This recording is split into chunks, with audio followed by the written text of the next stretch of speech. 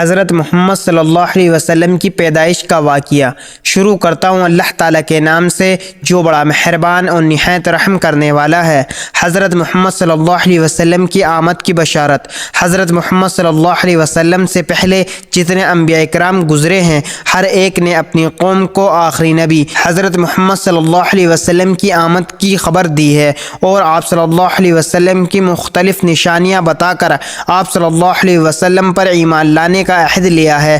چنانچہ ہزار تبدیلیوں کے باوجود آج تک توریت و انجیل میں وہ علامات و نشانیاں موجود ہیں جو آپ صلی اللہ علیہ وسلم کی ذات گرامی میں موجود تھیں۔ خود توریت و انجیل والے بھی اس حقیقت سے خوب واقف ہیں، جیسا کہ اللہ تعالیٰ فرماتا ہے کہ جن لوگوں کو ہم نے کتاب توریت و انجیل دی ہے وہ رسول اللہ صلی اللہ علیہ وسلم کو ان کتابوں میں بیان کردہ نشانیوں کی بنا پر اپنے بیٹے کی طرح خوب پہچانتے ہیں، مگر اس کے باوجود ان میں سے ایک جماعت جان بوجھ کر حق بات کو چھپاتی ہے۔ اسی طرح قرآن میں ہے کہ حضرت عیسیٰ علیہ السلام نے فرمایا، اے بنی اسرائیل، میں تمہارے پاس اللہ تعالیٰ کا بھیجا ہوا آیا ہوں، مجھ سے پہلے جو توریت ہے میں اس کی تصدیق کرتا ہوں اور اپنے بعد آنے والی ایک عظیم الشان نبی کی خوشخبری دیتا ہوں جن کا نام محمد ہے۔ ایک مرتبہ خود آپ صلی اللہ علیہ وسلم نے فرمایا، میں اپنے باپ حضرت ابراہیم علیہ السلام کی دعا اور حضرت عیسیٰ علیہ السلام کی بشارت ہوں۔